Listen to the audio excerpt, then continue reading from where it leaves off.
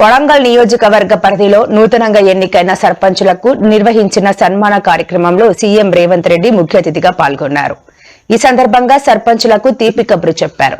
గ్రామాల అభివృద్ధి కోసం ఇకపై సర్పంచులకు నేరుగా నిధులు అందిస్తామని ప్రకటించారు.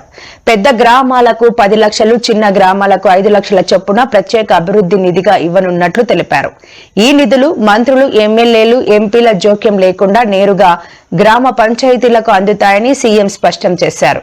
దీని ద్వారా గ్రామాల్లో అభివృద్ధి పనులు వేగవంతం అవుతాయని పేర్కొన్నారు. అలాగే గ్రామాల్లో అర్హులైన ప్రతి ఒక్కరికి రేషన్ కార్డులు జారీ చేస్తామని హామీ ఇచ్చారు. ఈ వేదిక మీద నుంచి రాష్ట్రంలో గెలిచిన 12,706 మంది సర్పంచులకు నేను సూచన చేస్తున్నా.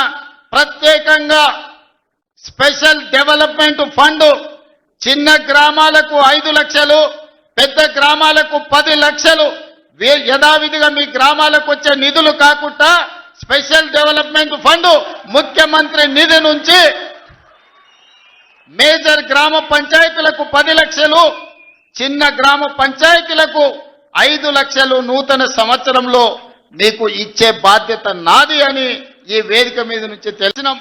ఇవాళ మీ గ్రామంలో ఎవరికైనా రేషన్ కార్డులు రాకపోతే గ్రామ సర్పంచులందరికీ విజ్ఞప్తి చేస్తున్నా, ఇల్లు తిరగండి, పేర్లు రాసుకోండి, ప్రతి ఇంటికి రేషన్ కార్డు ఇచ్చే బాధ్యత రాష్ట్ర ప్రభుత్వం తీసుకుంటుంది. దాంతో మీకు గ్రామాల మీద పట్టు పెరుగుతుంది.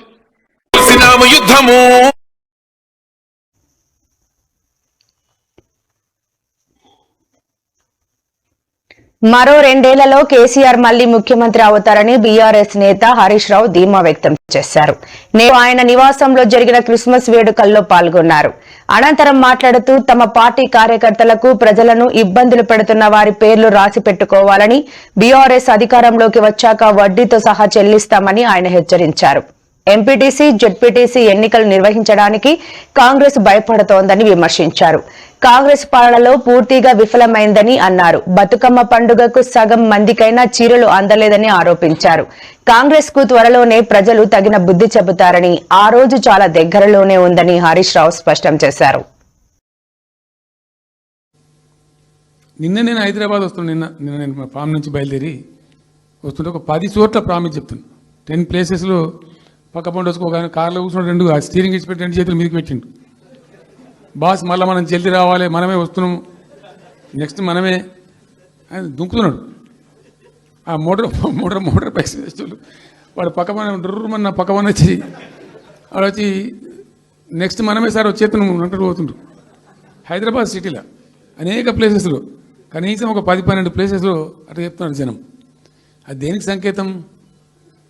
మీ మీద ప్రజలు విశ్వాసం కోల్పోతున్నారు రోజు రోజుకు, మీ చర్యల వల్ల, మీ పిచ్చి పనుల వల్ల. ఇవాళ స్పష్టంగా అర్థమైపోయింది కదా. నర్సాపూర్ సబ్ స్టేషన్ లో లాగ్ బుక్ చూస్తే 12 గంటల కరెంటే వస్తుంది. చెప్పుడు 24, ఇచ్చుడు 12.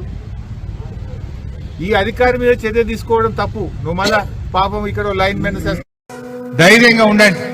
ఎవడన్నా మీ ఊళ్ళో జాదా హుషారు చేసిన, మీ మండలంలో, మీ నియోజకవర్గంలో మిమ్మల్ని తిప్పలు పెట్టి రాసి పెట్టుకోండి. 2 ఏళ్ల తర్వాత వచ్చేది మనమే, వడ్డీతో సహా వానికి చెల్లిద్దాం. ఎవరిని ఇచ్చిపెట్టేది లేదు.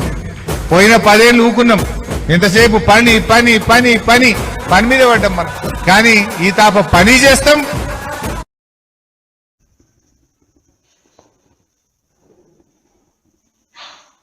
తెలంగాణలోని గ్రామ పంచాయతీలకు నిధుల విడుదల విషయంలో కేంద్ర మంత్రి బండి సంజయ్ కాంగ్రెస్ ప్రభుత్వంపై విరుచుకుపడ్డారు.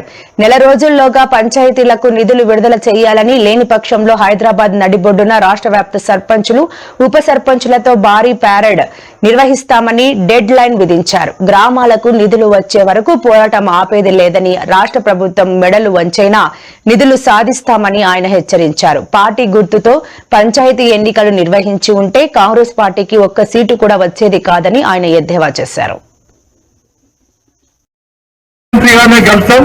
ఈ కాంగ్రెస్ పార్టీ మెడల్ కడతాం, ప్రజల్లో కూడా తిరుగుబాటు చూపెడతాము.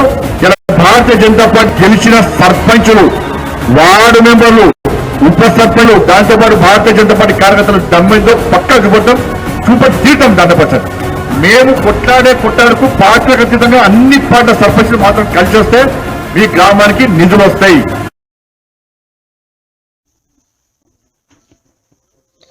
సాఫ్ట్వేర్ ఇంజనీర్ గా సమాజంలో గౌరవప్రదమైన హోదాలో ఉండి లక్షల్లో జీతం తీసుకుంటున్న ఓ యువతి డ్రగ్స్ రొంపిలోకి దిగడం భాగ్యనగరంలో కలకలం రేపింది. కాకినాడ నుంచి హైదరాబాద్ కు వచ్చి ఓ ప్రముఖ ఐటీ కంపెనీలో సాఫ్ట్వేర్ ఇంజనీర్ గా పనిచేస్తున్న సుష్మిత తన బాయ్ ఫ్రెండ్ ఇమాన్యుల్ తో కలిసి డ్రగ్స్ విక్రయిస్తూ పోలీసులకు అడ్డంగా బుక్ అయింది. విలాసాలకు అలవాటు పడి తక్కువ సమయంలో ఎక్కువ డబ్బు సంపాదించాలనే ఆశతో వీరిద్దరూ కలిసి ఈ డ్రగ్ నెట్వర్క్ ను నడుపుతున్నట్లు పోలీసులు గుర్తించారు. చిక్కడపల్లిలో వీరి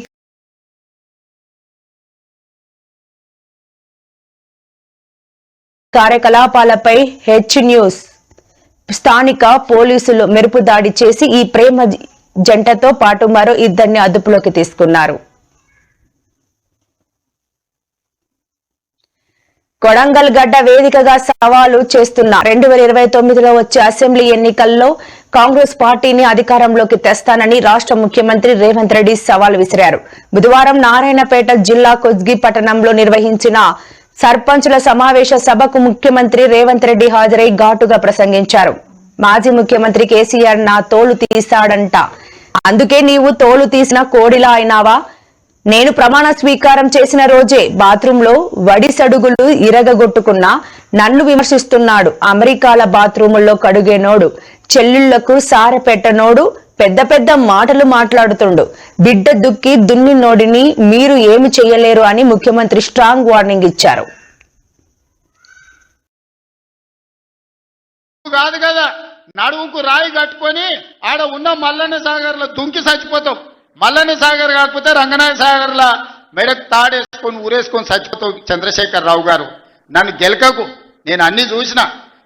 ఇంకా పక్కలో ఒక నలికుట్లోడు ఉంటాడు, 6 అడుగులు ఉన్నా అనుకుంటాడు, ఆ తలకాయ ఎక్కడుందో నాకు తెలియదు. కేసీఆర్ వచ్చి గర్జించిందంట, గర్జనకు నేను పోయి లోపల దాచుకున్నాంట. ఇక కేసీఆర్ గర్జనలు గర్జించినట్టు లేవురా నాయన. మన గాడిదలు ఏం చేస్తావా, ఒండ్ర పెడతాయా? ఏమంటారు గాడిదలను? గాడిదలు అరిస్తే ఏమంటారు నరసింహ? గట్లు ఉన్నది. ఆయన కొడుకు చెప్తున్నాడు, మైకు ముందలకు వస్తలేడు, ఆయన దాచుకున్నాడు అని. నీ అవ్వ నీ ముఖం ఎప్పుడైనా చూసుకున్నావులా అర్థంలా?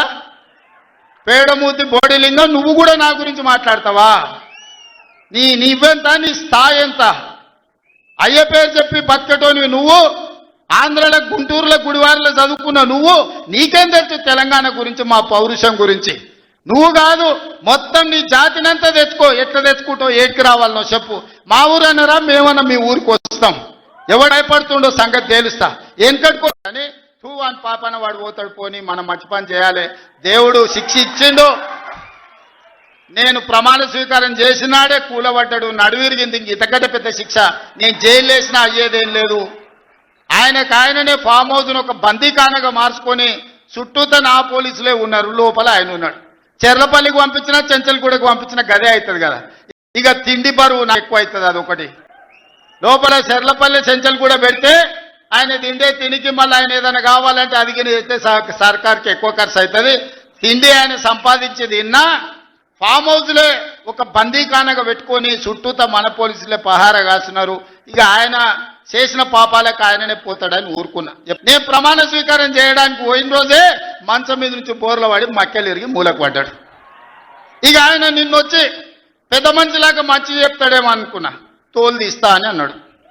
తోలు తీస్తాడంటేనే ఇక నేను చెప్పదలుచుకున్నా, అయ్యేగా నా సంగతి వదులు కానీ మా సర్పంచులు వచ్చిండ్రు, రా ఏ తోలు తీస్తావురా? నీ తోలు తీసుడు కాదు, నిన్ను చీరి చింత కట్టి చింత మడకల ఏలాడేసి కొడతారో లేదో మా సర్పంచులు, రా కొడంగల్కి వస్తావా లేకపోతే మమ్మల్ని చింతమడకకు రమ్మంటావా? మా సర్పంచులను దోల్తా. సోయి లేని మాటలు, స్థాయి లేని విమర్శలు. ఒక్కటన్నా అక్కడికి వచ్చే మాట మాట్లాడిండా? ఈ అవ్వ లాగులో తొండలు ఇచ్చి కొత్త బిడ్డ నేను అనుకుంటున్నావేమో. నా సంగతి ఇంకా తెలియదు. మీ నాయనని అడిగి ఇంటికి వచ్చి చెప్తాడు. ఏమో అమెరికాలో బాత్రూమ్లు అడిగినట్టు అనుకుంటున్నావు నాతో మాట్లాడు అంటే, నేనేదో మార్చుకుంటుండే పోని అవల పోరోడి గాలికి తిరిగేటోడి గాలికి అంతో నాకెందుకని. ఇవాళ ఆయన తోలు తీస్తా అంటారు. ఈ మటన్ కొట్టులో ఈ తోలు తీస్తాడు, కాళ్ళు తలకాయలు మాత్రం ఉచితంగా సాయంత్రం పోతే దావతులో బోటిగిన ఏమైనా కొట్టుకొని సాయంత్రం 2 వేసేటప్పుడు తీసుకుంటాడేమో అని.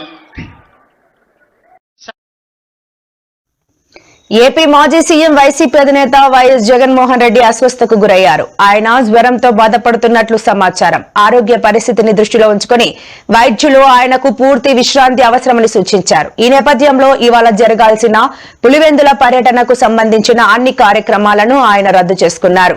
వైఎస్ జగన్ త్వరగా కోలుకుని ప్రజా కార్యక్రమాల్లో పాల్గొనాలని పార్టీ శ్రేణులు, అభిమానులు ఆకాంక్షిస్తున్నారు.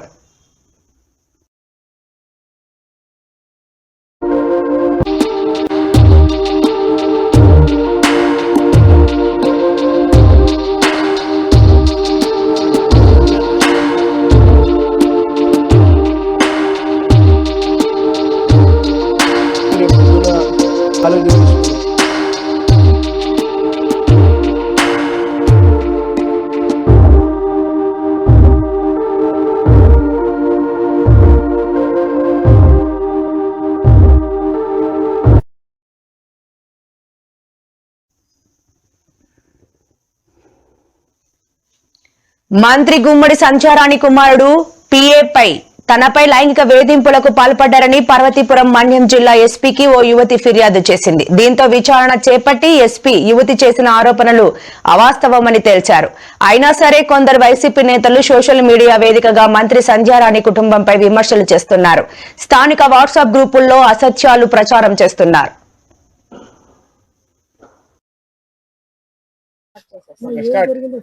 రోజు చెప్తున్నారు కదా, ఇప్పుడు ఎందుకు వచ్చారమ్మా? మినిస్టర్ పిఏ మీద కంప్లైంట్ ఇవ్వడానికి వచ్చారు. సంధ్యారాణి మేడం, బందాప్ సతీష్ ఏమన్నారు? ఎందుకన్నా? సెక్సువల్ గా అరెస్ట్ చేస్తున్నారు, కొంతమంది టీడీపీ నాయకుల దగ్గరికి వెళ్ళమంటున్నాడు, ఫోర్స్ చేస్తున్నాడు. దేనికోసం పెడుతున్నాడు, సెక్సువల్ గా ఇబ్బంది పెడుతున్నాడు, నా డబ్బులు తీసుకొని నన్ను కొట్టడం తిట్టడం చేస్తున్నాడు అని వచ్చాను సార్. మినిస్టర్ ఏ మినిస్టర్ అమ్మా?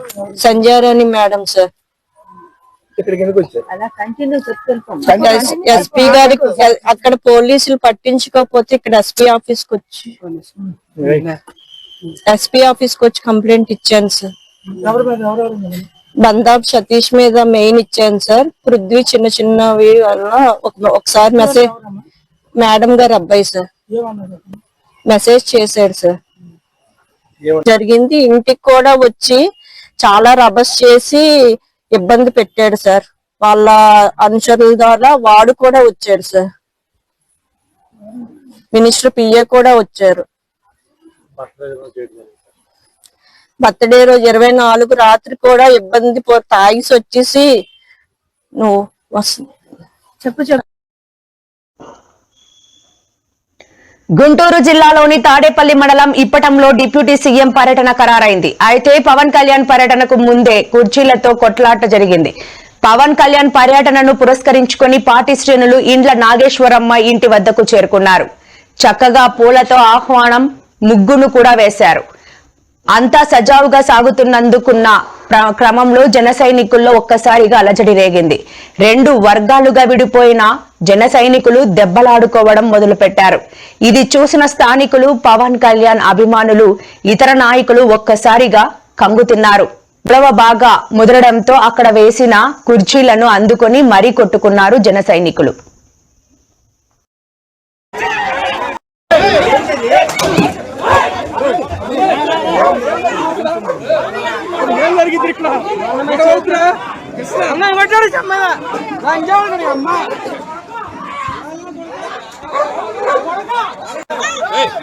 రెచ్చిపోయారు. పట్టణంలోని టీటీడీ కళ్యాణ మండపం సమీపంలో వైఎస్ఆర్సీపీ కార్యకర్త సూర్య తేజారెడ్డిపై టీడీపీకి చెందిన గూండాలు కర్రలు, రాడ్లతో విచక్షణ లేని దాడికి పాల్పడ్డారు. అకస్మాత్తుగా జరిగిన ఈ దాడిలో సూర్య తేజకు తీవ్ర గాయాలయ్యాయి. దాడి అనంతరం రక్తస్రావంతో కుప్పకూలిన సూర్య తేజను కుటుంబ సభ్యులు హుటాహుటిన తాడుపత్రి ప్రభుత్వ ఆసుపత్రికి తరలించారు. ప్రస్తుతం ఆయనకు వైద్యులు చికిత్స అందిస్తున్నారు. బాధితుడి పరిస్థితిపై కుటుంబ సభ్యులు, పార్టీ శ్రేణులు తీవ్ర ఆందోళన వ్యక్తం చేస్తున్నారు.